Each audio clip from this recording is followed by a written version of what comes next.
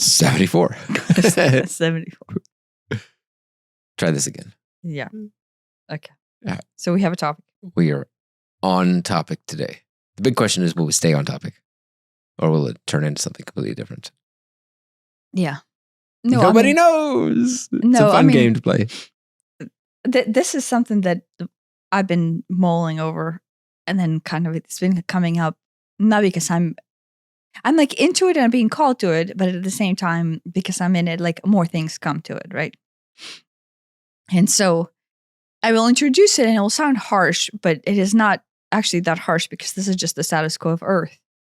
But it is, and maybe clarified if I go off the edge here, but it is the nature of Earth's reality interpretation or experience that has us struggling with the Draconian or Reptilian energy that we talked about in like the previous two podcasts, or maybe was it previous two podcasts we talked about? It's in the one that I'm at. It's in 72.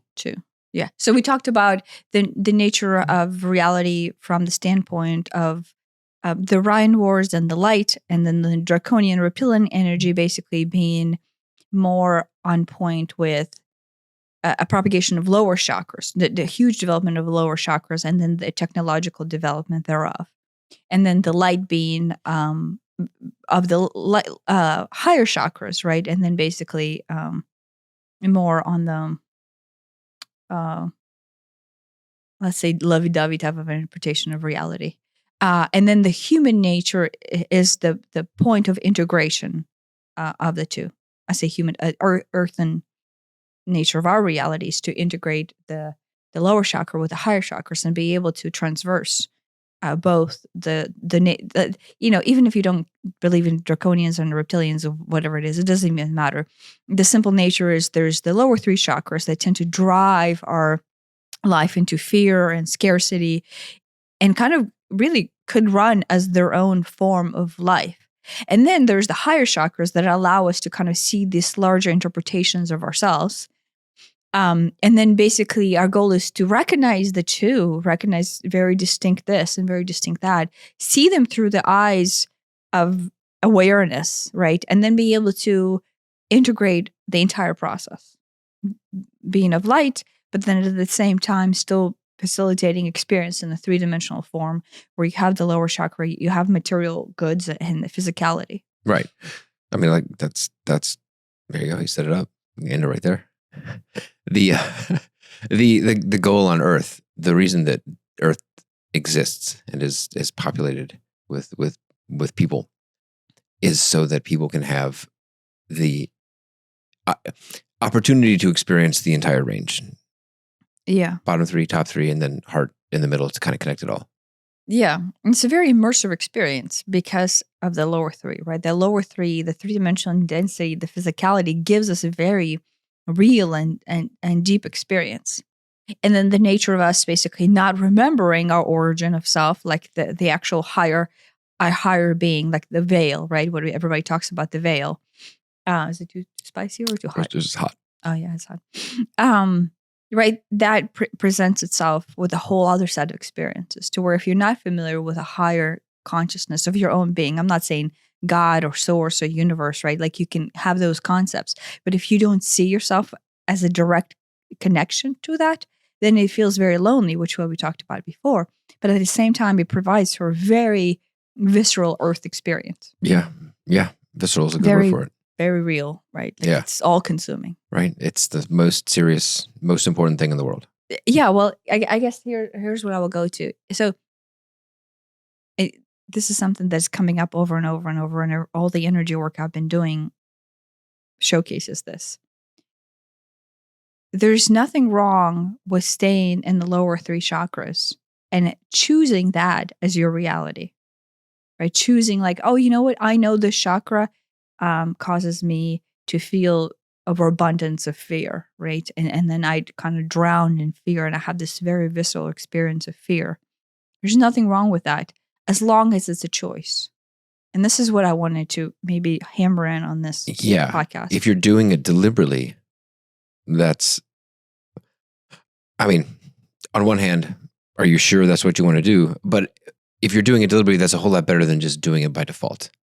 Yeah. Well, no, everybody should have a choice and the full scale knowledge of what they choose their Earth experience to be, and knowing all the other options that they can choose from. I guess we do know several people who are aware of the options and yet still choose bottom three. Yeah. Yes, very much so. And so I want to say is, I guess, I will on occasion end up choosing bottom three. yes, but Yeah. what I want to say is the sovereignty of our being needs to be expressed in a sense that it needs to be an individualized decision on each soul's reincarnation experience. And that is the biggest thing that I want to stress is when you talk about, what Draconian reptilian energy represents. It represents being cut off from the source, being cut off from the conscious recognition of who you actually are, and then basically receiving a false message of who you're not, and living not in the wide breadth of choice, like, oh, here's, you choose to live in your lower three, you choose to live in your upper three, or you choose the integration. You're not given an option. You're only given the lower three chakra options, and then you basically are not presented with any other thing. Now, I say that, can anyone technically separate you from the light? No, because you are one with the light. So to some extent, your choice into the lower three is always kind of coming from your own decision, right? But to begin with, we think, we're really, like, at least in our lifetime, we're really made to believe that there's not another way of being. I might go further on that and say that to begin with, when you're first born, you're completely integrated. You're completely integrated. And over the next, few years, I guess, that is usually beaten out of most of us, either physically or emotionally. Yeah, but through the choice of higher self, your higher self dives into the depth of experience. Right. So that is by choice. Yeah. Right? Okay. But yeah, so we're gonna say, go ahead. And so most of us end up, at 5, 7, 10 years old or whatnot, either having forgotten or having, decided that it doesn't exist.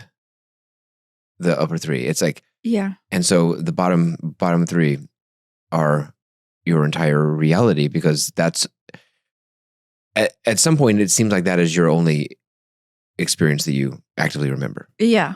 Yeah. And so this is what I want to say is, maybe, and I don't know, but at no point does the light try to negate any option of existence, meaning like the source itself, like, let's say Christ consciousness or the universal consciousness or the source or whatever you want to call it, when the light, that is the expression of you, right? But without being relayed down, when the light at its core comes into you, it never not gives you the full spectrum of option of what you can choose to be you. Yeah. Do you know what I mean? Right. And at the same time, the bottom three, you're not locked into it. You're not chained into it. It's almost like you're a prisoner, but there are no walls in this prison, and you can leave at any time, but you just decide to stay. But what I say is, the goal, if there is such thing as malicious intent, right, of the Draconian energy or reptilian energy, I'm not trying to blanket statement all Draconians or all reptilians as bad. What I'm saying is just what Earth would call the Illuminati or the Cabal, right? Like the powers to be that try to control your selection. That's what I guess what I'm saying is, there is this nefarious line that knows that you have a full spectrum of option, but spends a lot of time making sure that you only choose the lower three. And that's what's interesting to me. The light does not want you to choose anything. The light does not have a preference of what type of functionality you would choose to function in. Right. The light does not negate the fact that you have lower chakras and you want to have an earthly experience of fear and separation and loneliness. Do you know what I mean? Right. Because light sees that as your path to self. But this nefarious energy source that, Draconians or Reptilians are kind of being blamed for on the greater galactic scale, know that is how the light functions. But with them, they choose to take this entire spectrum and basically go, la, la, la, la, let's not look behind this closed door and just start looking over here and only choose this, right? So here's what I maybe wanted to say. Anytime anyone on Earth or etherically wants you to choose something specific, whether it's good or bad, that is not sovereign choice. That is, you might have a preference, like, oh, light prefers more light. It actually doesn't. It doesn't prefer anything other than experience. But anytime there's an entity or there's a group or there's a consciousness that wants you to choose something, chances are it is because you're being manipulated for their well-being or their dominance or their choice into propagation of control. Right. To have that choice. Right. This is not like, oh, look, here's your sovereign choice and I want you to choose this. Yeah. That is the negation of sovereignty. I mean, very rarely if somebody or some organization wants you to choose something, is it for your own good? It's for their agenda. Almost always. Yeah, but right. There are exceptions, but almost always. You can see that on earthly scale, but you can also see this on the galactic scale.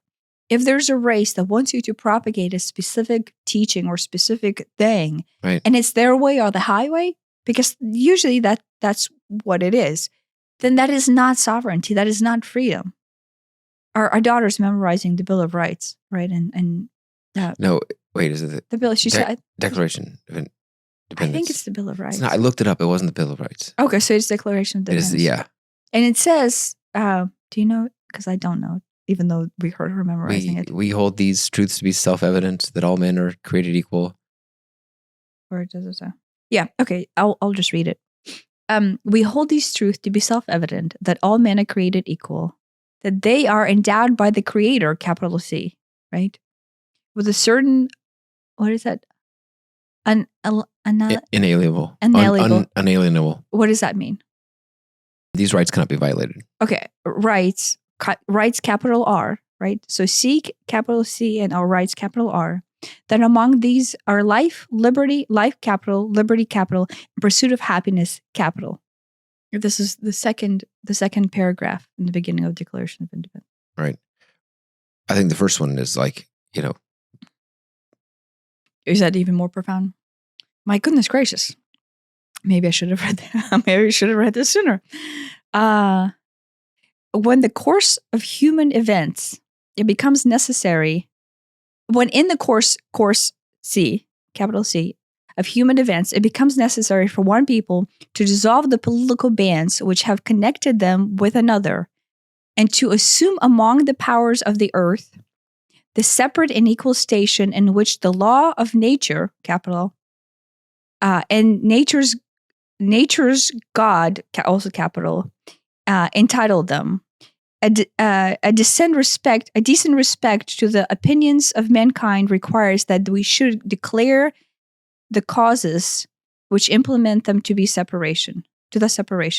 We should declare the causes which impel them to the separation. So wait, laws of nature and nature's God entitled them a decent respect to the opinions of mankind request that they should declare the causes which impel them from the separation. Well, they're separating from Britain. That is what we think they're doing. That's how Britain took it. No, I understand, but the from the Knights Templar and Masons, right? If you go at the history, if you go and look at the history of what the founding fathers were intended for the United States to be, was to be the sovereign state. In New Jerusalem. Yeah, New Jerusalem and sovereign state when I say sovereign, not sovereign for Britain, but let's, deep down, Britain, what does Britain is? I would say a lot of that was draconian control energy, right? Yeah. So they coming over here and then they're basically relinquishing the control, right? They're standing up to the control and they're declaring a nation where they are endowed by the creator with a capital C. Right? You cannot read this. You cannot look at this, right? Obviously, there's a reason why she's memorizing it and then marching through the house and declaring this as her statement of truth. She's trying to be emancipated. No, but those statements are not simple statements that you believe in because there is another country across the ocean that is suppressing your will. This is large. No, it is. This is the scale of human awakening large. Right. People don't write like that by accident. They don't write like that anymore either, but. And it's written, the frequency at which it's written is a declaration of earth and human rights, against, when you say separation, right. Laws of nature, nature's God. I mean, the implication is that those have been violated by the tyranny of the British, I guess. But this is exactly what we're talking about, right? That what is violated here is your sovereign choice to choose the entire range of spectrum that is your free will. And anytime this nature's law, right, basically the life, liberty, and pursuit of happiness gets violated because you're given this partial truth, you're giving this, let's be honest, a lie that is being planted as the full truth, but it's actually just a partial truth that, here's the nature of your existence. You're under control. You're under tyranny. Now, you could say that back then they thought that they were under tyranny from the queen and the king and the entire the Roman structure, right? Which was true, but the depth that they felt that was affecting their being was not just some political party that is oppressing us. No, it is the essence of their human soul that is being suppressed, right? It's literally worth fighting and dying for. Yes. When you start a new country, right? When you immigrate over and you start new land, right? And you declare statements of truth that are given to you by the creator, this is bigger than, oppression from, what we would think is oppression from tyrannic government. Right. We've watched a lot of Knights Templar and I guess Masonic-ish type of stuff. Cathars too. We recently watched the Cathar one. But the Knights Templar, who, a lot of the founding fathers were Knights Templar and or Masons. They viewed America, United States, as like a new Jerusalem, a new pinnacle of not in a religious context, but in that Jerusalem was like the center of the Holy Land, but a cultural, yes, religious, but center of like a Renaissance, spiritual Renaissance. Yeah, spiritual Renaissance. Yeah, but and they life, liberty, and pursuit of happiness. Yeah, that is the baseline, right, of every being. Yes. Do you know what I mean? Yes. So when you write that into the Declaration of Independence, right? What are you declaring independence from? Suppression, right? Suppression of life, suppression of liberty. Yeah. Pursuit of happiness, right?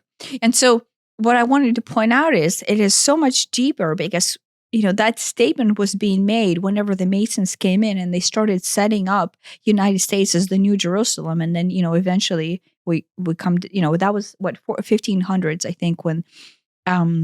There's a gentleman, I don't remember his name, but you follow him on Instagram, who is what is he? Some kind of higher ranking. He's the Grand Master. Grand Master of the Mason. Oh, wait, the Knights Templars. I don't know. But either way, and so he had a show on Gaia that basically was kind of part of the disclosure. And then he's on some other shows that we watch. And he basically talks about that they brought in all of these ancient artifacts, right? That were of the frequency of full knowledge, right?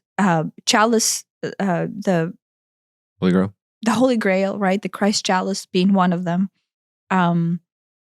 and then the arcs, multiple arcs are being stored in secure places in the United States.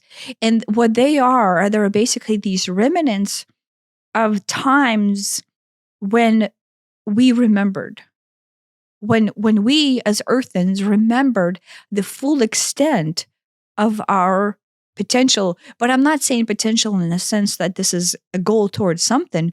We had the full right of sovereignty given to us to choose from. Right. It isn't necessarily that the artifacts themselves have any magical power. They may. Not magical. They're just advanced technology. But that's almost beside the point. It's they have the frequency of this time that where people were living their higher selves. Yeah. But because they were given their opportunity to see the full extent of their higher being. Yeah. But not saying that they cannot choose the entire spectrum of functionality, but you're given the option and the right and the liberty to choose that. Right. But that's not to say that people under British colonial rule couldn't have chosen that. That's not saying that someone in prison can't choose that, or someone you can choose that in some desperate situation can't choose that. Yeah, you can always choose that. I think it's more difficult. I think it's masked. It's masked, and it's more difficult, and it's here's the thing: if each soul comes here and is born with the full extent integrated version of their being, right? They remember their conscious self as a higher being. They remember their connection to the universal consciousness and just the oneness of us all, right? And then experience Earth is what? Is to forget, right? To forget, so then you can reloop back and relearn this information. But what they were fighting was not that information not being there, but the powers who were spending vast amount of money, vast amount of time, and vast amount of resources to suppress all of those teachings. Yes. Do you see? That is what I'm pointing out here. It's not that it's not available to you, but there's this force who works overtime. However much time you spend working on your spiritual abilities or they've got awakening. 1,000 times more people spending 1,000 times more money, working 24/7. Yes, to suppress your knowledge, your chance of awakening. Right. Yeah. Now, can they actually accomplish that? Can they go, well, guess what? Like, we can take this human being and we can basically block him off completely from awakening. No, because they are of light and you're of light and we're all one of source. So at any point, if you work hard enough, you can basically remember the entire spectrum of self. There are plenty of people through history who have overcome very challenging situations. Nelson Mandela or Gandhi, they were in prison, and yet, yes, they achieved some, you call it a spiritual greatness, I guess. Yeah. No, so they cannot shut that off from right. me. Yes. But at the same time, if you were to look at Maslow's pyramid, Maslow's hierarchy of needs, it is really hard to work on self-actualization when you're struggling to eat. Yes. How am I going to feed myself and my family and my children is the only thing on your mind. Opening up your throat chakra doesn't seem terribly important. Yeah. Yes. Yeah. Yeah. Right. But the plan of integration was supposed to be human beings coming in, incarnating into this process of forgetting, experiencing the lower three chakras, really experiencing them in the visceral way, but at the same time, along the side with them, having this knowledge right along the way. Here I am on the 3-dimensional level and I'm drowning in fear, but here's all the information I need in order to ascend and then basically have the counterpart, like what's on the other side, right? And that was the goal. It was always there to be available for looking at whenever you had, difficult times. But what I want to point out is that the suppression of knowledge is that powers to be, or whoever, however you want to classify them, through the Galactic Federation, they're classified as the Draconians and Reptilians, but whatever you want to call them these days, spend a lot of times removing that knowledge, right? Making that knowledge forbidden, it's not that the knowledge is not there, it's that you couldn't openly go and talk about the knowledge, right? So there's a malicious intent in not having this counterpart to the chakras. Like, okay, here's the lower chakras and you're drowning. But here's the other thing that is basically the teaching for the integration. We're not going to have that available. I mean, the wasn't it the Christians who ended up burning the library at Alexandria? Yeah. Right. And so was there, obviously there was knowledge in there that was lost. Yeah. There couldn't not have been. From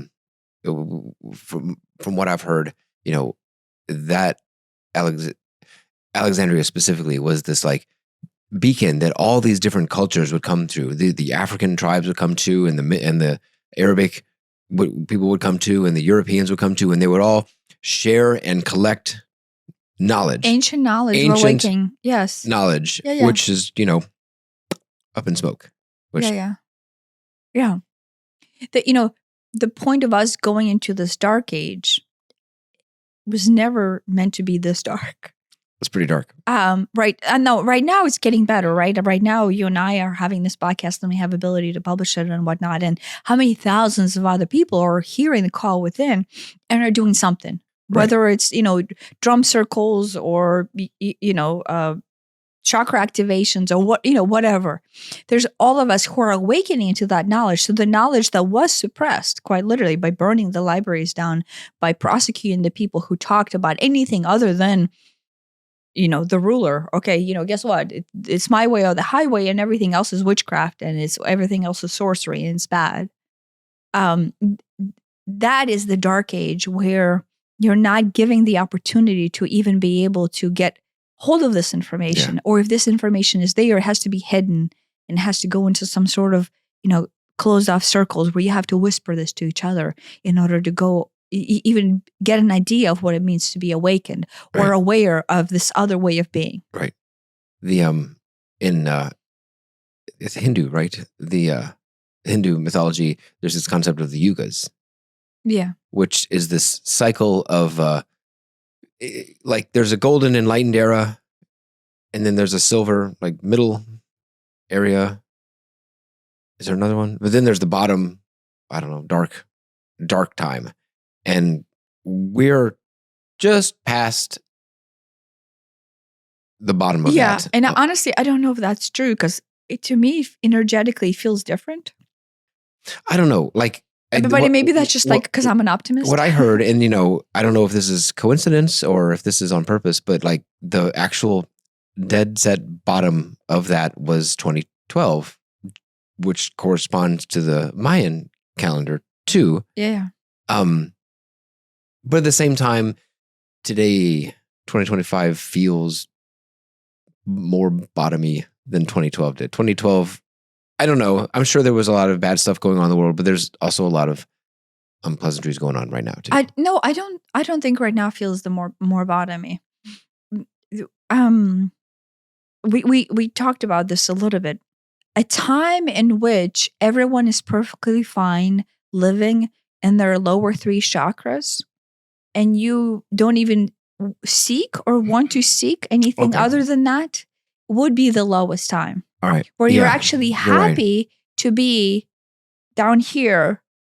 But, in the long run, I can ask you, okay, well, do you want to live in fear? Do you want to wake up and just be afraid all day long? You're right. That is the lowest time. Right. And it is really, yes, it is. What I just did is I conflated, whatever the landscape of the world's politics and economy with opening up instead. Yeah. That is what's happening right now. We are becoming quite aware that we have this other way of being, and this is not the primary choice. Yes.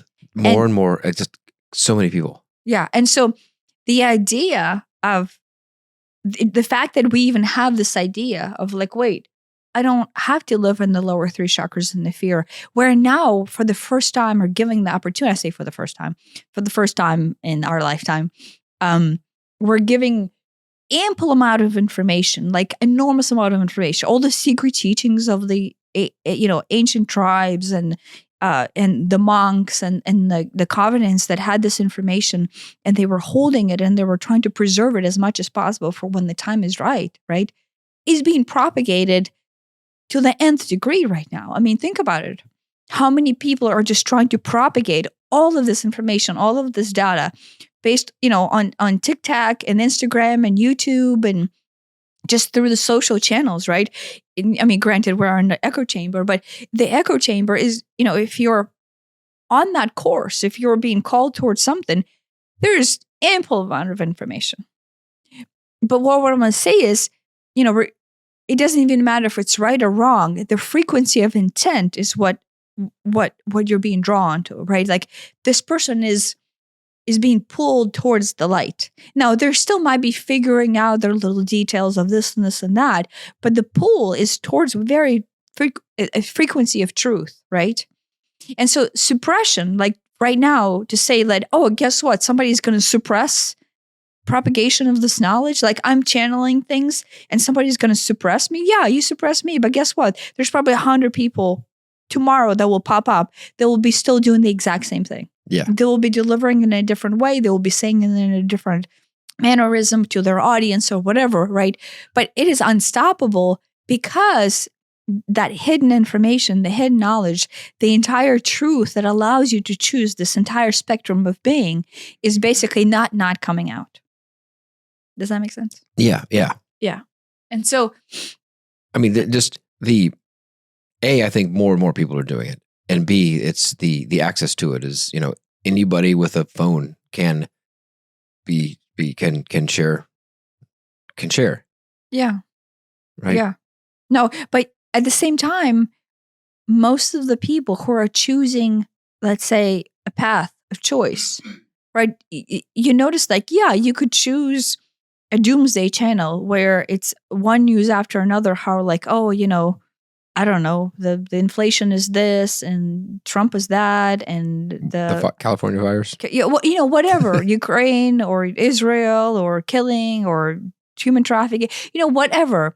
You can always choose that echo chamber. But just like before, just like, pre-colonial times, pre-New Jerusalem setup, the Knights Templar, kind of that was their mission. Their mission was to preserve the knowledge for when the time was right. That was the whole point of them, right? We have to preserve the knowledge, this frequency. These artifacts carry the frequency. For when the time is right, we will surface them back up, right? They will come into conscious awareness of the people, and they will be able to, one, resonate with the frequency of the Holy Grail. Do you know what I mean? Like, because if the Holy Grail was brought out to the surface and then everybody's like, oh yeah, let me tune into the energy of the Holy Grail. One, there will be so much suppression from the dark forces that would never even allow that to happen. But two, when it would come into the humans who had no resonance with it, right? I say humans, earthens, who had no resonance with it, will be like, what the fuck is this? There's no way, right? When right now, if the Holy Grail were to surface, people would feel the frequency of resonance with something that is within their higher self and go, wait, there's something to it. I might not believe, whatever the biblical stories tell me, and I might not believe like in woo-woo magic or whatever, but you will feel the resonance within your heart because your heart center is awakened and feels the proximity of the truth that it has within it. I mean, the same thing with disclosure about extraterrestrials. Now people are a lot more open to it and would feel it instead of just either freaking out or denying it or whatever. Also, the institutions that have historically tried to suppress this in people, a lot of organized religions really have less power than ever before. Yeah, and I think that no power over people. That's what I mean. Yeah. Right. If the church were to say like, oh, that's witchcraft, don't go over there and do Reiki healing, right? I mean, I think that was something that probably would have been said and might still be said. But there's enough people out there who are religious, Christian, religious, Catholic, whatever, who have went through, let's say, Reiki certification or just experienced a Reiki healer. They go, wait, I don't think that's right because like it actually did something. There was some, I don't remember, this was a while ago. There was some school district somewhere that wanted to do a yoga class in school, and the people freaked out because yoga is, I don't know what the objection was, some sort of religious grounds to it, and so they didn't do yoga. Because it is based in Hinduism and it's I Indian don't know. teaching. I don't know what the objection was, but I'm sure it was some sort of religious objection. If I can find the links in the, I am not saying that those sects are still not there trying to suppress. Right, but I think that was like a decade plus ago. Oh, and really? I thought that was recently. Oh, was it? Oh, I don't know. I thought it was a while ago, but I think, well, I say now I think that would be a harder fight to fight off, because it's like there's a yoga studio in every corner. It's so. I mean, that's yeah. I mean, no. You know, you could look at it as like, oh, wait, if you associate yoga with Hinduism, right, and then therefore, like, you think that this is somehow introducing Hinduism into a Christian-based culture, I guess maybe. I could see how a Catholic school might have problem if it's a religious thing, like, oh, look, we're Catholics, and this is a different religion, maybe. Right. But, of course, I am somewhere else altogether, so it's difficult for me sometimes to go. Well, no, it's not difficult. If you're down here and you're in fear and everything. So, when you're in fear, here's how it looks like, right? You and I have been there. Everything that challenges your course of life is a threat, right? That is how oppression is. That's how oppression propagates itself. You have your way of being, and your way of being feels very safe because guess what? You have designed this little system where everything is just right. And the second something comes in and it like questions the system or like leaves this door open, you're like, wait, I didn't even know there was a door there, right? And to begin with, it feels very threatening, right? Yeah. From the personal interpretation standpoint. But I want to say from the larger, Kabalian, Illuminati, Draconian, Reptilian overview, that is how it works. The goal is to have you be so married in fear and so married in lesser than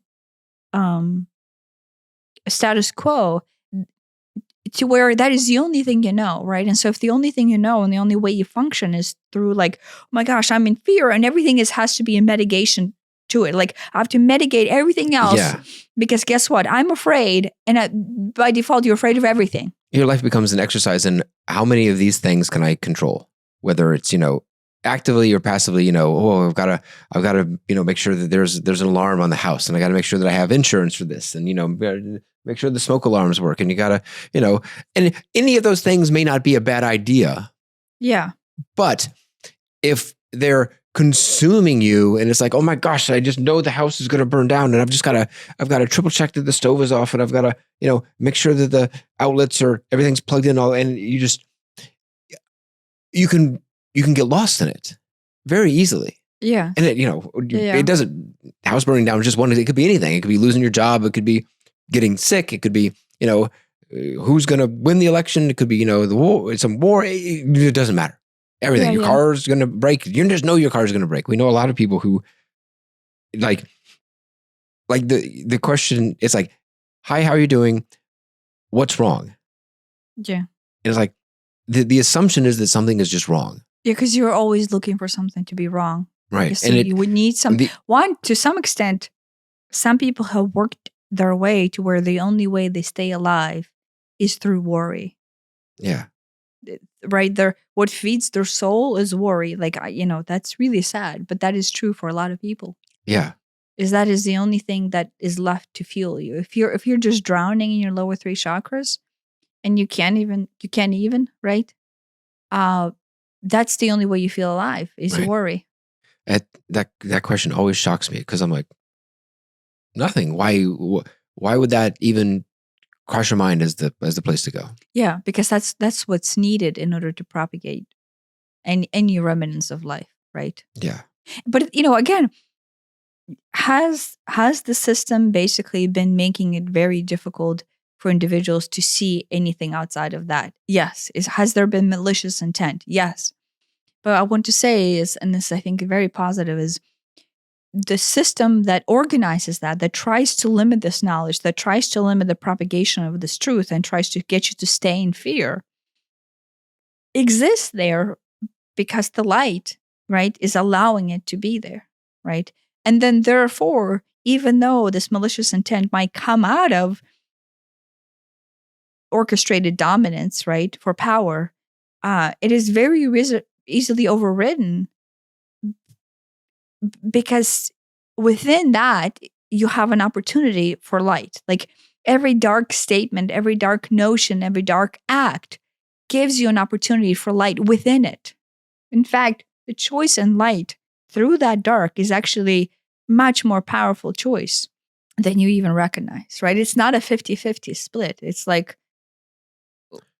do you know what I mean? Right. If you've been living in the dark for a long time and you wake up or realize, wait a minute, I don't want to choose this anymore. That is a giant shift.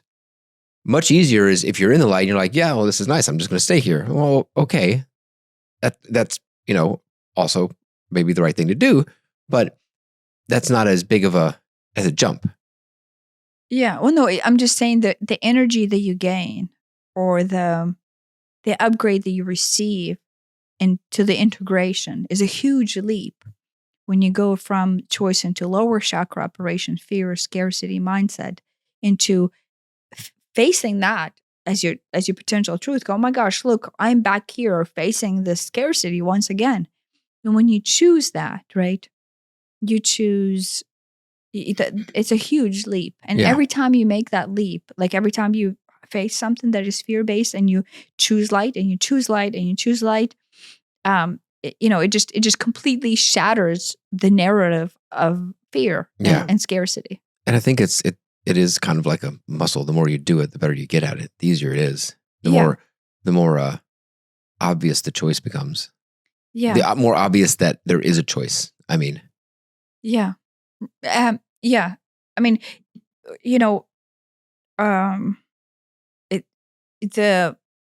I recently had an experience where I got to feel someone's frequency that is pure light, right?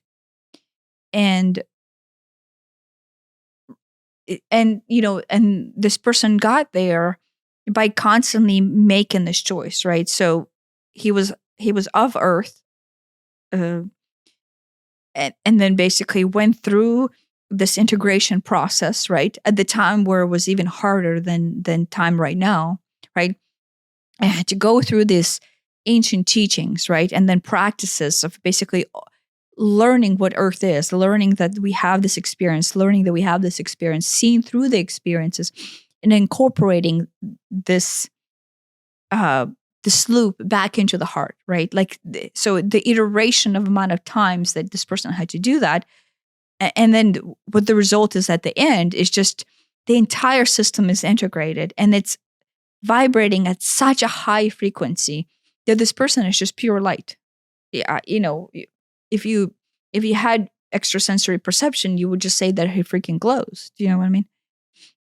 And so I felt myself in that experience. And then I thought, oh my gosh, we're just not familiar with this as our status quo, right? We can touch on the light. We can kind of bring it, right? If we have some sort of experience, like if we, in the cacao ceremony setting, if we have some sort of elated experience, or if we have some sort of healing done to us, if we come together as a group and we have this like the buzzing moment, we just touch on that light. Yeah. But he was in that period as a status quo, right?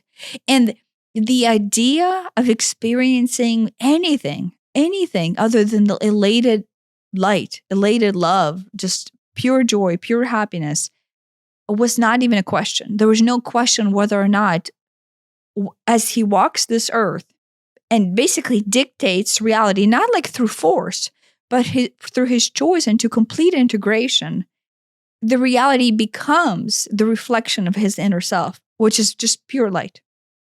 Right. And so what I wanted to say is, or the reason why I'm saying this is I wanted to draw an example that, through the choice of pure integration, what we're inching our way towards, or we're working our way towards, is that we will be in a three-dimensional interpretation of us as a human soul, right? Very much a physical expression. But we'll just ascend into this other form of being that does not change us. It does not change the circumstances of our life, but it just changes the reality that is present in our life. Yeah. Does that make sense? Yeah, and that's a subtle difference. It isn't that, all of a sudden I don't have any debt and my car turns into a Ferrari and, my, I don't know what. Yeah, no, physicality would not matter at that finger point. goes back. Those may or may not happen, but that becomes that is not the point at all. I think the health ones are, out of all those, the health problems disappearing are probably the most likely, though. Yeah, well, just because when you health problems, when you get back in sync with your higher self, the higher three chakras, health problems tend to disappear. Yeah. Yeah, we recently watched a documentary on Lynn Taggart's Power of Intention. Yep. And she runs a whole bunch of experiments on like group intention changing the outcome, quite literally in the physical sense. Like the intention is set in the meditative state. Let's say to like, I'm going to channel love into this person. I'm going to channel love into this situation. And then, through the research and actually data analysis, that circumstances changed. That person changed very much in a physical way, right? And so I wanted to say that's just one of the examples of how whenever we connect to ourselves as light source, right? And then basically stop functioning in fear. It's not that we reject fear. It's not that we reject all these other emotions that we have. We simply acknowledge them as possibility of something that we could exercise. And then we just allow them to become love, right? We allow them to integrate into love. So when you come into this intentional space, and, she's just really good at basically allowing people to, vibratory to go into that space.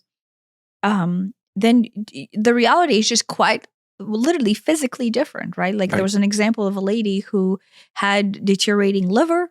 Yeah. Like physical like liver. Sclerosis of the liver, and her spleen was enlarged. And it was like, the doctor's like, we're going to need to start thinking about a liver transplant, which that's some pretty serious stuff. Yeah. Right. So in that case, it's very much a physical interpretation of energetic dissonance, right? Right. The reason why something's happening to her liver in her case is probably there's some sort of trauma that is trapped deep within, right? That she's not processing or she doesn't recognize or whatever. Liver's the anger, right? Yeah, liver holds a lot of anger, right? And so through the power of 8 intention, right? But if you think about it, 8 is just this integration, right? It's just enough to where you overcome self, right? And in this case, the self is being overcome through no mental knowledge other than belief in this system that works, right? So in that case, it almost feels more magical because you're not actively addressing the trapped energy that is in the liver. You're just simply allowing this really all-encompassing potential of a wholeness open up as a channel and come into your physical being. And through this hope, you basically have this miraculous healing because you're simply surrender. In her case, if the liver held anger, you surrender the anger away, right? And without even conscious, that's what's so exciting to me. There's no even conscious representation of that, right? She's unconscious of why it was that way, but through this belief in something else, and something else is, guess what? Light. This integration to the truth. Yeah.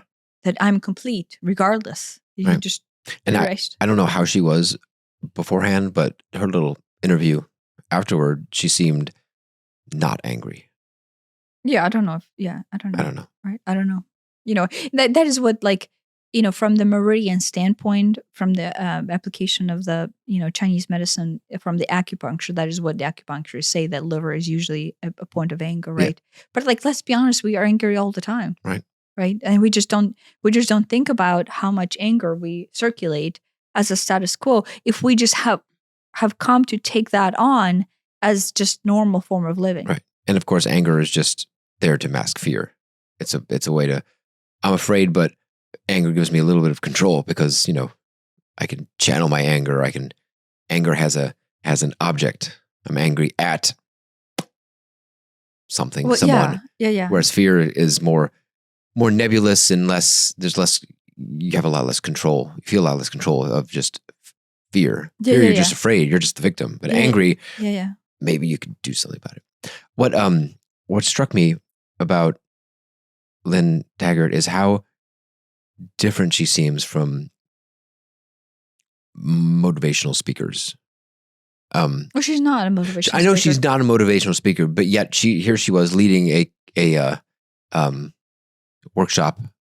And yes, she's a journalist. She's not a motivational speaker, but you mean like she's a spiritual worker, but she doesn't come across that way at all? Yeah, and I don't know if she even set out to be a spiritual worker. She was just a journalist who very logical, right, and was like, okay, there might be something here. I'm going to go recruit these scientists from different disciplines throughout the country, maybe throughout the world. Can we design experiments to test this? Maybe it works, maybe it doesn't. We'll find out. But like compare her to Tony Robbins, and Tony Robbins is super high energy. And I imagine you would leave a Tony Robbins experience feeling good. I don't know that would last. Yeah, I think isn't it his goal to empower your psyche? I think so. And I'm not saying that Tony Robbins has a bad message or anything, but just she's so calm and so composed, and it was just striking, the difference. I know they're not doing the same thing, but in as much as they're both leading groups of people who are looking for some sort of transformation, they're kind of doing something very similar. It's just wildly different personalities. Yeah. Tony Robbins has kind of a persona too. Yeah, I don't know anything about his message or what he teaches. I don't either, but he's just very. Yeah, I don't relate. No, that's not for me. His style, but there was a guy that we came across recently on Instagram that I think his Instagram channel is called Badass Counseling, and I didn't, like I of course, like I saw 2 of his posts. So I have no idea, but a lot of this what's you and I talked about. A lot of people. With me, right, when you spend a lot of time being angry, right, with me, anger because I felt hopeless, and it's better to be angry because then you can like use that energy to channel out control in order not to feel hopeless, right? That was my system. Well, not just not to feel hopeless, but anger you can channel into change. So you can you could use anger to change your circumstances. I'm angry that my boss is a terrible, does these terrible things to me. I can use that anger to go find a new job. Yeah. Whereas I'm afraid I'm going to lose my job.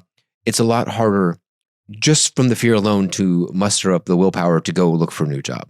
You might get scared into it. I'm not saying it doesn't work, but anger has more oomph behind it to enact change. Yeah, no, I mean, I can relate to anger being a lot, right?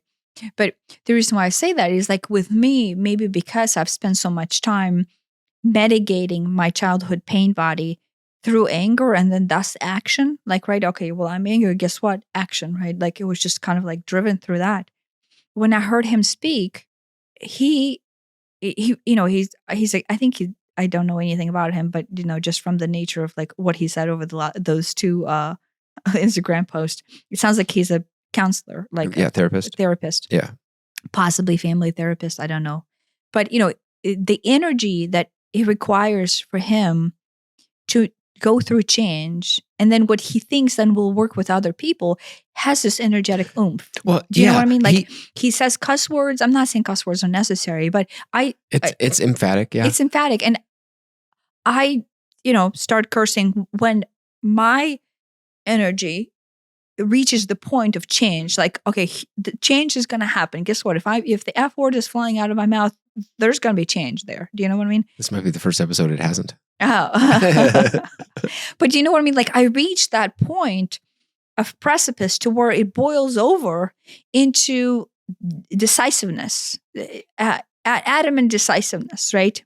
And I feel like that is what he represents. Like he represents this, guess what? I'm going to get you into light. I'm going to get you into wholeness. I'm going to get you on board for full integration as a therapist, from a practical standpoint, right? Yeah.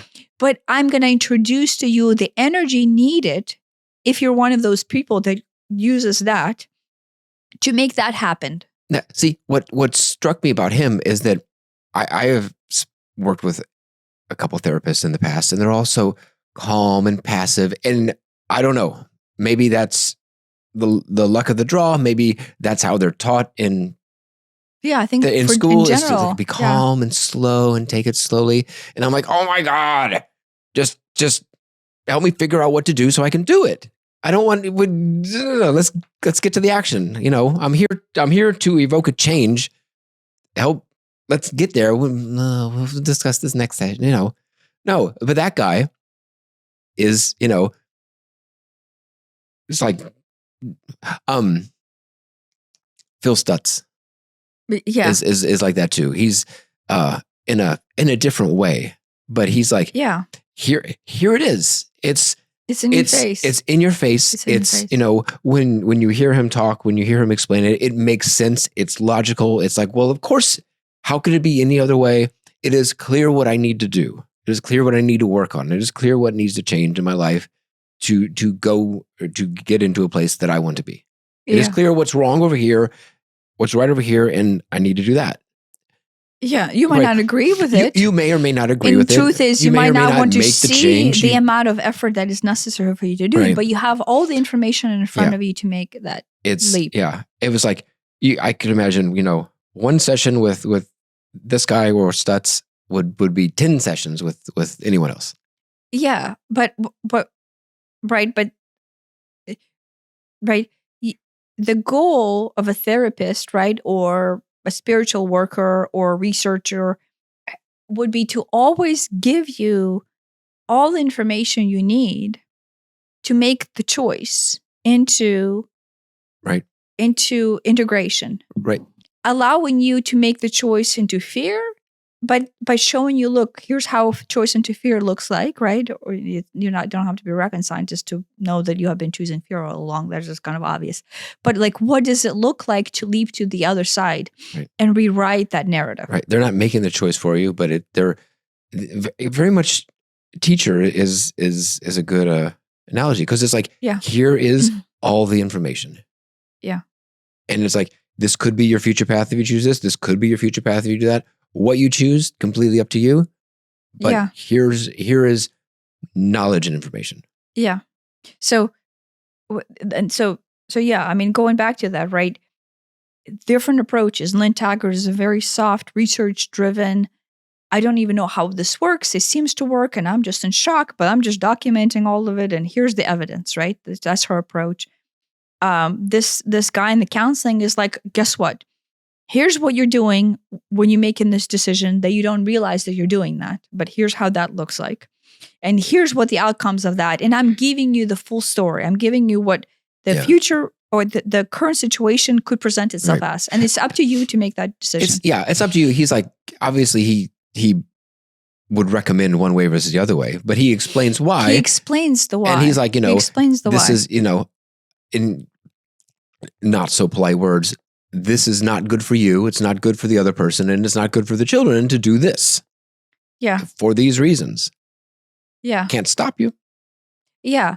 But, going back, that is how integration into light looks like, right? You're presenting someone with options. You're giving them all the details, right? you could agree, you can disagree, you can go, okay, well, I disagree with that, but that seems to be right. But in the long run, you're given the full scope of what it means to integrate or to move another step or to choose, another inch forward into, okay, yeah, I don't have to be afraid of that. Or like, oh, yeah, I can see how propagation of my family trauma is not the right thing to do forward, right? Like I can see, oh, wait, looks like what I'm doing is this heretical blindness to status quo. And what I want to do is just change the status quo, not only for me, but for generations forward, right? I want to teach what love is as opposed to what suppression and inaction is. Do you know what I mean? Like there's these little things that you can do all along the way. But if the society or, especially the past society is basically not giving you the options, or what I mean, like, it's not that they're holding a gun against your will, but they're not disclosing the full picture, then that is not the energy of light. Right. What's unfortunate is that it isn't necessarily obvious to everyone that this is an option. It wasn't obvious to me until the last few years that, oh, I've been living down here and there is a whole other way to live. And so, yeah. Where I was going with that is, so if there are entities, organizations trying to suppress the knowledge of it, suppress the it's not suppressing the ability to do it, but so much suppressing it's almost like taking your attention away from that. Yes. Right? They're actively drawing your attention somewhere else. Right. So, yes, that without people or shows or books or whatever saying, hey, by the way, there is a different way to live. Yeah. What's unfortunate is that I think a lot of people won't realize it. Yeah, no, it's that, but this is maybe the most important part is that is human life. Human life will be that there will always be a scenario, an entity or group or something that it wants you to dive into this one very centered way of being. That is propagation of this fear and scarcity and lower chakra operation for all kinds of reasons, right? So the whole point of Earth is to have that, right? But if there's a group that is only feeding that message, like, oh, let's concentrate 120% of how LA is burning down, like all consuming. Now, I'm not saying that we should not send loves and prayers to the people in LA, but if what you're diving into is fear, right, like hopelessness, right. It's a subtle difference. It's a subtle difference between freaking, at the extreme, there's freaking out and, either because it's directly affecting you or affecting someone or, this is just, oh my gosh, this is horrible. This is a tragedy. How can this happen? Oh gosh, and now it goes into climate change and it goes into, I don't know, mismanagement or whatever. It can turn into this tornado of nonsense. Yeah.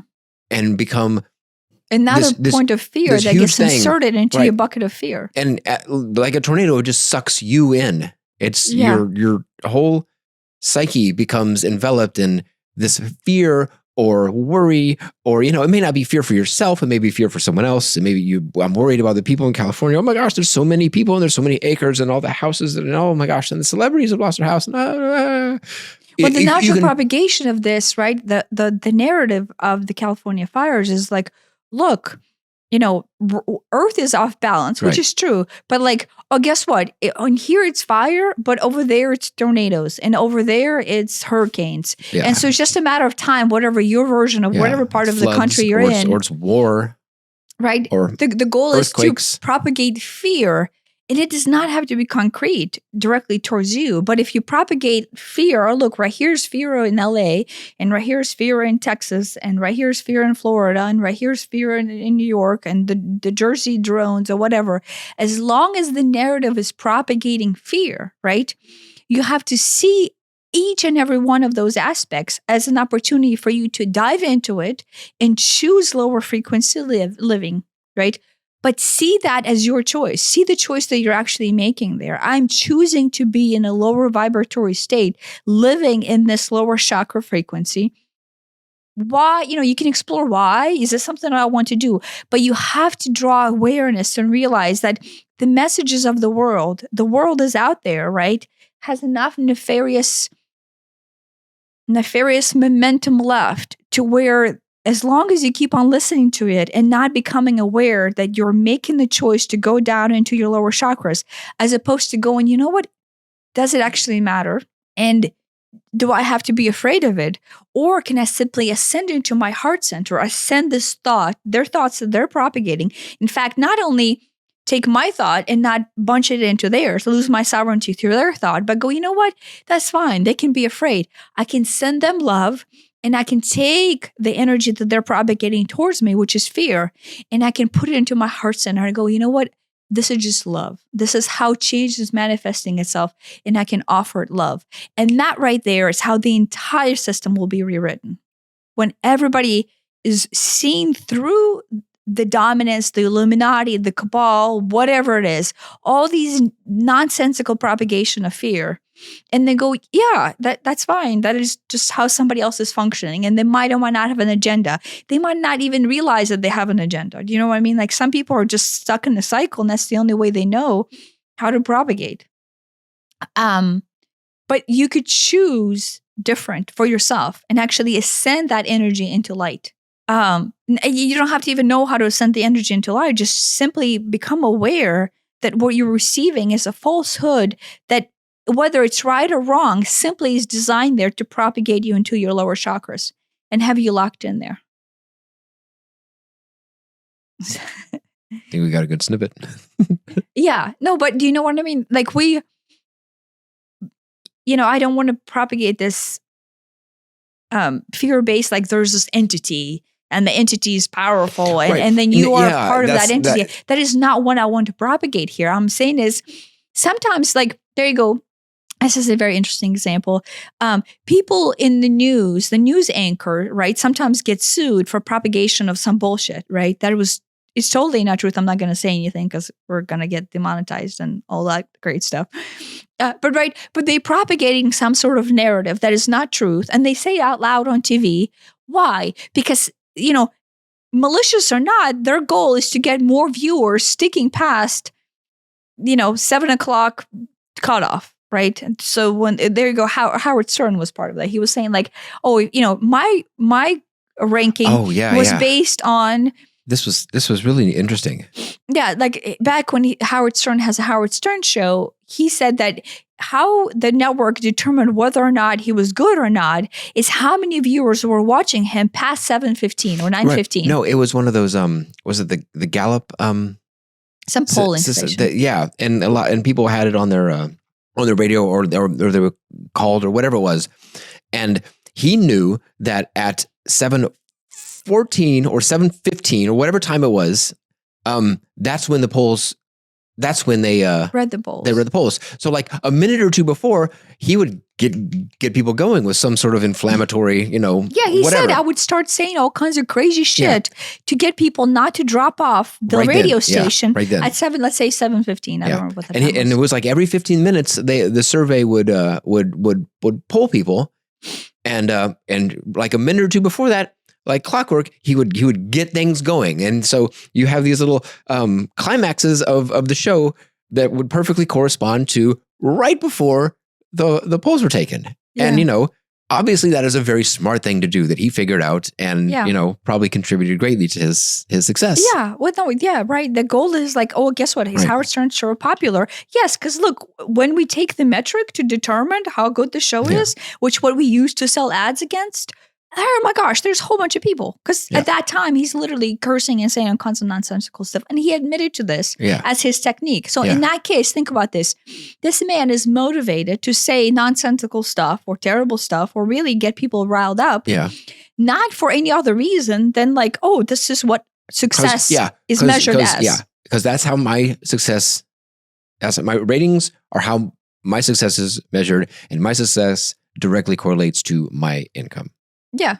Right. Yeah. No, that's great. I mean, it's exactly the same thing for the news. Yeah. So the news the goal of the news is to say nonsensical stuff. So as far as like malicious intent or cabal or Illuminati, it doesn't have to be so nefarious as this Right. group. It's just just designed to feed on what works. Yeah. And as long as your lower chakras are being able to poke and be stimulated by it, then the system, guess what? It works. Right. If we say nonsensical stuff and we say some terrible things, and you continue watching us, and then the advertisers continue to pay us money, then the system works. Right. I mean, you can just sort of look at the incentives. The incentives for the news are not to make you feel good and feel happy. It's to scare you into watching to make sure that whatever your fears are don't come true next. Yeah. So and give you new fears to worry about for the next time too. Yeah. So as long as we continue to basically be triggered by the fears, the system, such as news, right, will continue to only deliver us stories of fears because that is why we're watching it. So we're fulfilling that cycle unrecognizingly that is how we stay in this lower draconian reptilian intent of not actually seeing through the option that we're making to where we can take that narrative and go, wait, why would I want any of that? Why do I want to continue to be more afraid or be more scared or feel more frightened? Why not ascend and make the choice into light? Right. You're not denying the status quo. You're not denying that is somebody else's truth, but you're just simply offsetting it or actually overriding it with the personal choice into light, into love. Today had rainbows and butterflies. End of the news. Can't sell a lot of ads against that. No, not right. Like, so the news station by default cannot exist if it's just rainbows and butterflies. Right. Right. So think about what will happen in the future once we ascend into light. And this is another thing. Maybe I will touch on this, but once we go into this vibratory frequency of light and love, and we start to see everything as something that is making its way towards. It might not be there right now, but this is a cue for somebody else to choose light, right? Because once you see everything for that, then there's more of it.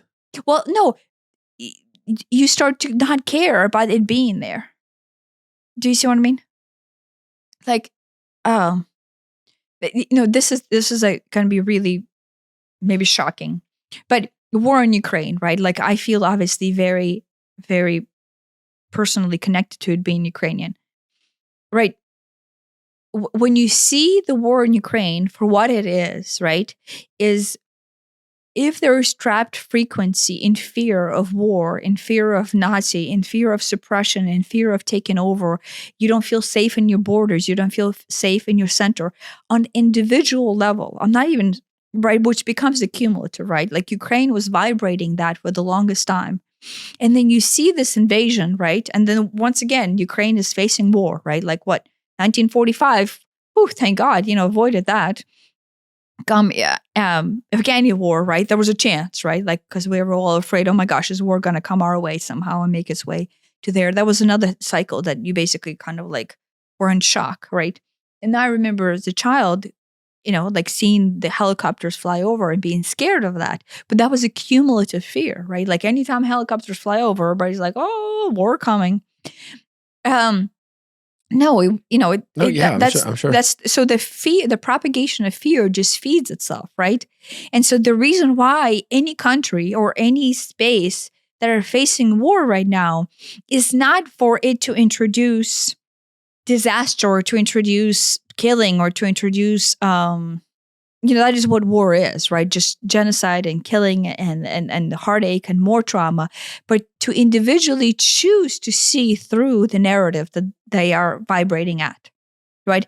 And so the test comes is when a war comes, because you're afraid of war, you have to face like, holy shit, here's my truth, but what do I do with it?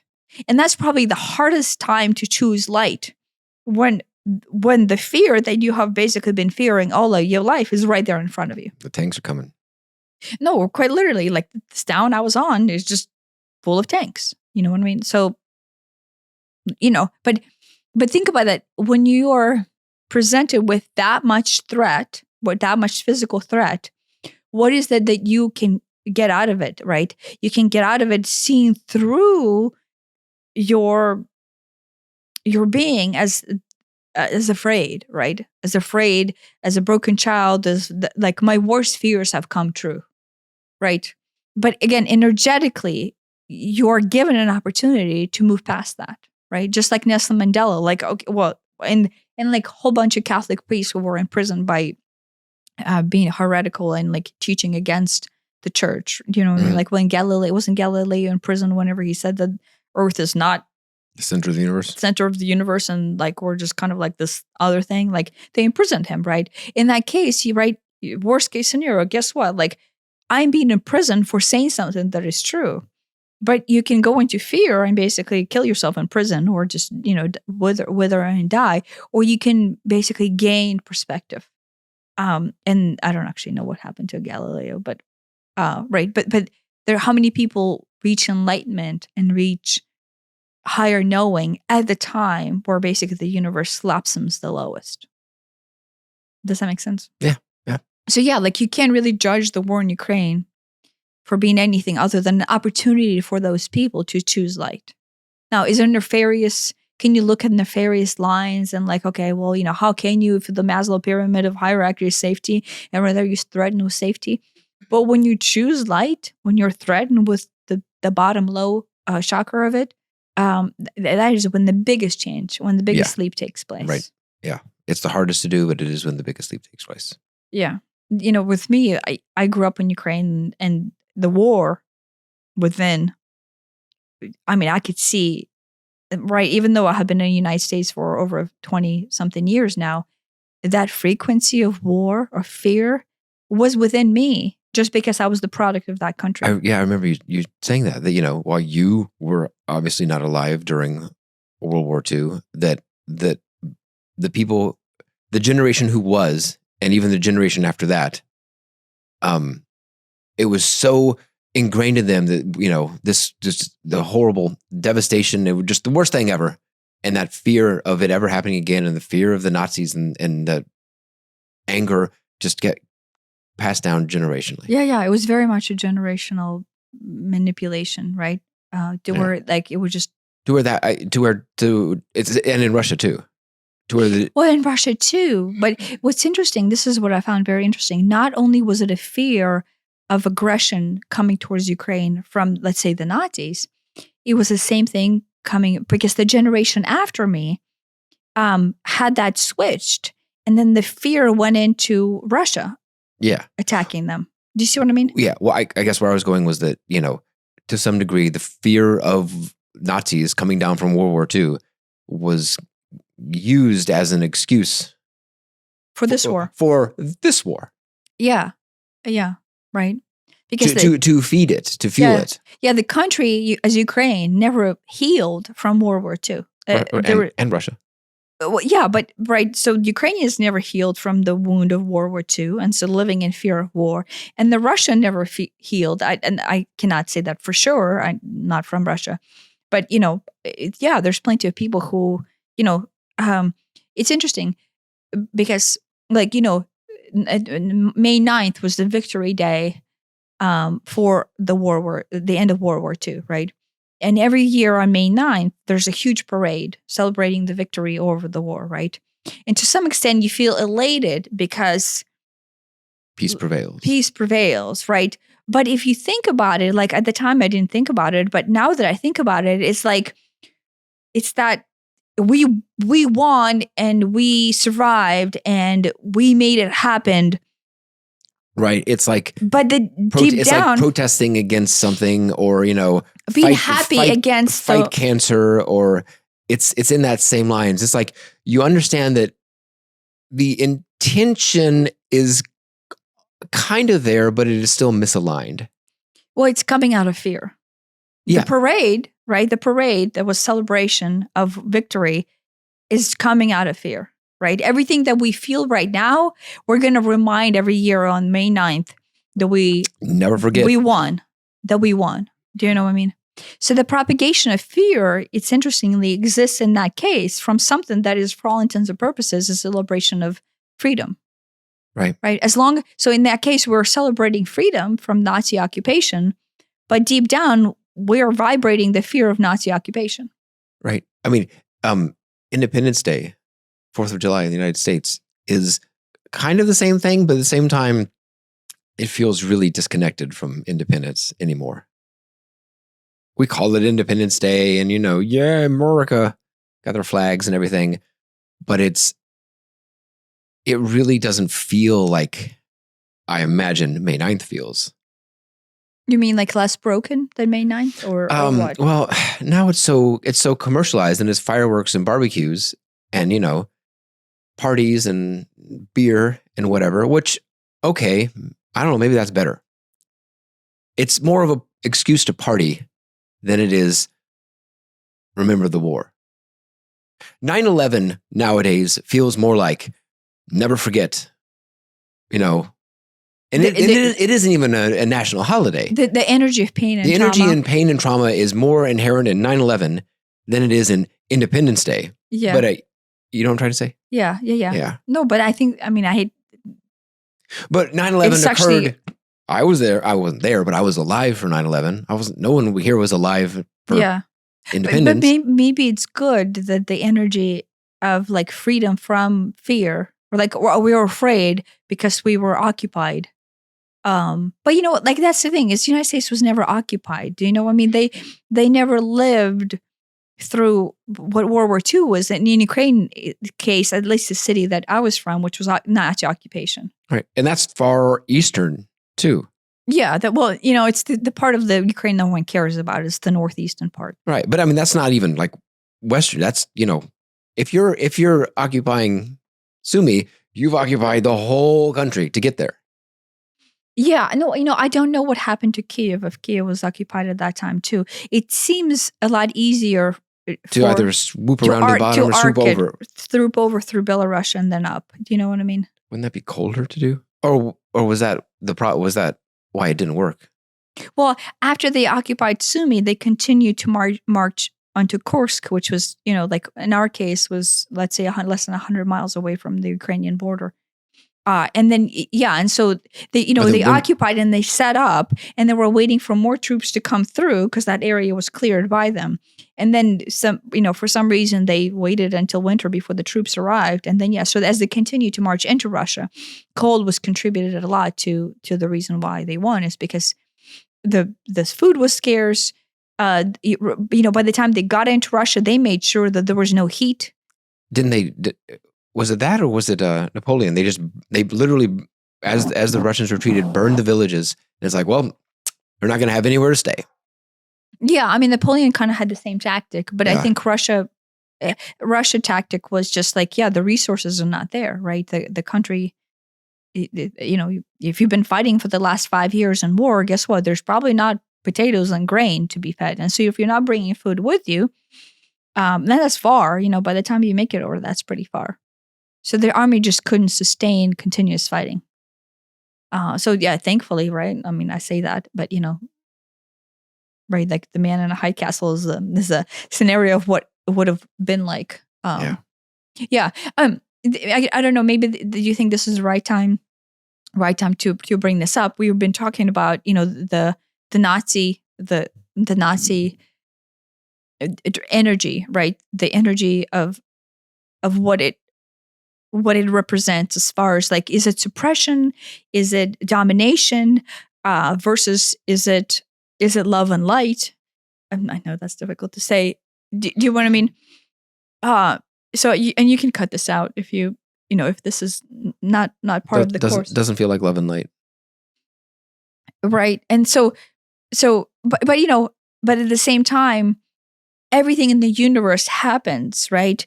If there is resonance of this event to be there, right? To reflect what it is the lower 3 chakra vibrate, right? And then to either bring it to the surface of awareness or basically to have you go further into blindness, right? And so I was thinking, we traveled recently to Los Angeles, and anytime I travel and I get onto different grids of Earth, they always drag me into doing some sort of energy work, right? And it's never like it's always a surprise to me of what kind of energy work I'm going to be doing. I never actually have a goal of this, right? But I just kind of open myself up into spirit and basically, okay, well, what do you need me to do now that I'm energetically vibrating in this time space? And I want to say, like, different places on Earth basically have different vibratory frequency that open kind of these portals to where you can actually do certain things that you cannot do where I live here, right? So like where we live in Louisville, there's a very big vibratory frequency for healing. Like the city is just primed for healing. It's kind of strange to say because we have had, like these big traumatic events, especially related to Breonna Taylor, like the Black Lives Matter movement and things like that. Yeah. But it's here because it's anchored into that cumulative healing, right? And there's enough energy workers in Louisville, and there's enough ley line energy to where that is just what the city basically emanates out. But when you go to LA, very different energy, right? And if you're familiar with it, it's ample energy, and you can kind of like, you can choose to work on whatever you want. But if you're in the area and then there's a cumulative effect that needs to happen, then you're light work and you're just open to go, whatever, use me for whatever I want. I will be here to help. When we went to LA, I went into a huge healing of the World War II Nazi trauma.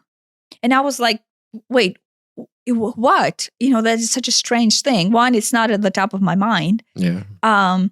And I know I say that, but because you and I keep on always bringing it Nazis up, so maybe subconsciously it's there. But I bring it up because it's like the go-to obvious example for so many things. It's like, where did someone end up taking or ascending to power and amassing a big following and a big army and do atrocious things? I know, Hitler. It's such a easy example. That's why I bring it up. Yeah, but here's what I want to say. This is like, it's going to be strange. So I don't want it to be read between the lines. Quite literally will mean what I will say. Is the resonance of the world, right, reflects the nature of our reality, right? And so if something needs to come to heal, then the fear associated with Nazi-occupied Ukraine or Russia, or for some reason the world, I don't know, whatever that vibratory frequency exists, a fear of occupation exists earthwide. And then it's very obviously can be anchored into Nazis, which is really strange, right? Because for some reason, this is what I'm noticing.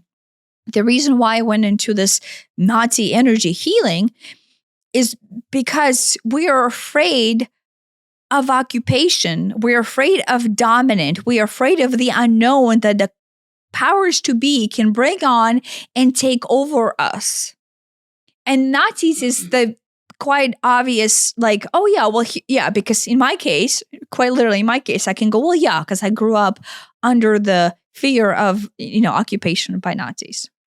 Perhaps there is a parallel, at least in California, especially in California, to where California being a very blue state, and now this would have been 2-3 weeks before Trump comes into power. Maybe there is concern over what this new authority over them might do. Well, no, I don't know. I don't think the reason why I went into the earth healing for Nazi energy was because of California. California has open portals that allows you to do very easy global work. But yeah, I mean, I guess maybe it could be because California is vibrating at a fear-based energy. Maybe. Which I don't think it is. Unless we didn't come in contact with enough people. I don't know. That just crossed my mind. So yeah, no, in general, California basically has these huge energetic portals that act as these surface basins that if you're a light worker, you can come in and you can tap into this larger influx of energy, then you can basically propagate larger waves of work. This last time in California felt really different from all the previous times, in as much as the areas that we've been to these areas, Santa Monica, whatever, many times, but this one felt bleaker. There was Maybe. just, and I don't know. I mean, we've been around, around the new year, so it isn't necessarily the time of the year. I mean, we were there within days of the fire starting. Oh yeah, we left right before the fires. We left and the fire started within like a day or two of us leaving. But just the, I guess specifically the homelessness situation was worse than I've ever seen it. And this is in Santa Monica, which is a relatively nice end of LA. But Santa Monica's always been known for the homelessness because they have all the beachfront. Yeah, but it was bigger. Yeah, it felt size bigger. Of it it felt bigger. Everything felt sketchier. Felt more unsafe, more gloomy. Yeah. It felt like there was a cloud over it. And this is before the literal clouds of smoke. Yeah. No, so it didn't feel as, usually Santa Monica just has this happy energy to it, and it just didn't feel like that. Yeah.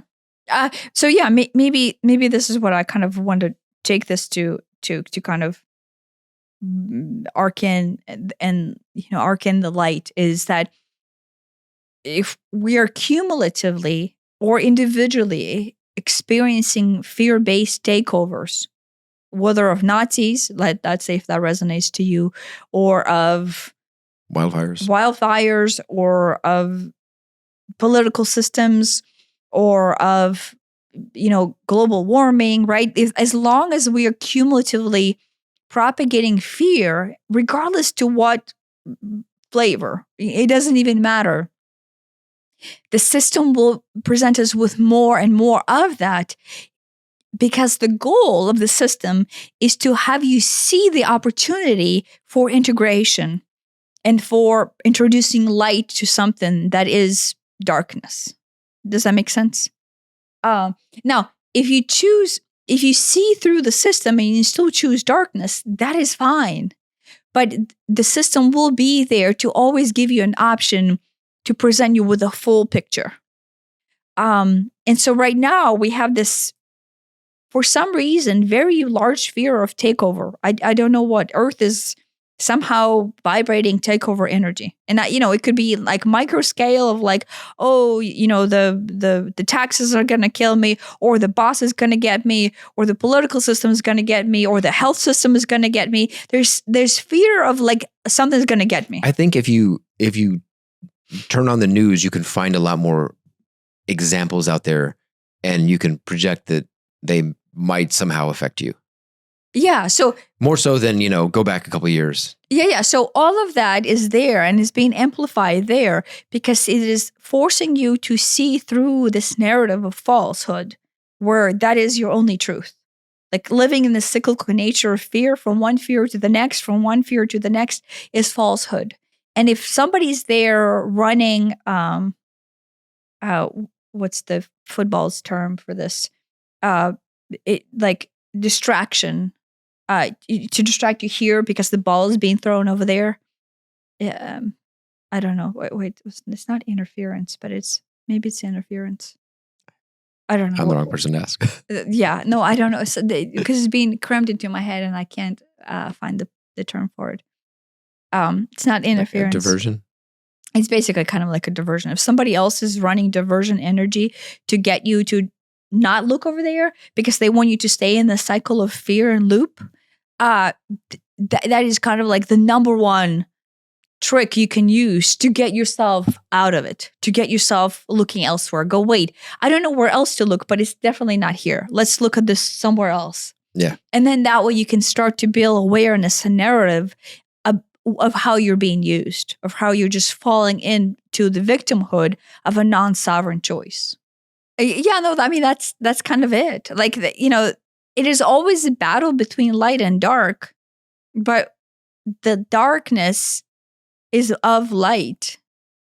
So it's not really a battle of anything other than your choice into self. Do you know what I mean? Yeah. So it's like, it's funny. In a way, it's funny because there's nothing to choose other than just make sure you're an awareness of what you're choosing. But that's your responsibility to just be aware of what you're choosing. Right. It's like at one level, it looks like a battle. It looks like a war, and the light's got to win, and we've got to destroy the dark. No. But if you rise up into the light, it doesn't look like that anymore. It's there's no battle. Yeah. It's just your choice into what you choose to see, or you choose to know, right? In fact, like you already know it. Like deep down, we all already know it. But it's just, what are you choosing to know it? And the goal of any teaching is just to allow you to recognize that. Like, right, we're on episode 74. It's just everything that underlying all of our sayings is that it's just a choice into, it's either you're running blind because you're not even in recognition of what is it that you're doing. But I don't think most people are even already there. Right. Because most people are like, wait, I'm not blind anymore. I just don't know what is it I'm seeing. And you're kind of like, I'm seeing something, I'm feeling something, I'm sensing something, but I don't know what it is. Right. But what it is that your mind is going, guess what? Now you have awareness. You get slapped into awareness. You're like, oh, frick, like, look at what I'm doing. And then it's shock. It's a shock all of a sudden to see yourself for who you are. But that who you are is the opportunity of not, good or bad, but it's basically light that encompasses the entire nature of your existence, that is both good and bad, and then the transverse of the two, or just blindness, which is also not bad. It's just as long as that's a choice. So, yeah. Thanks for listening. Thanks for listening.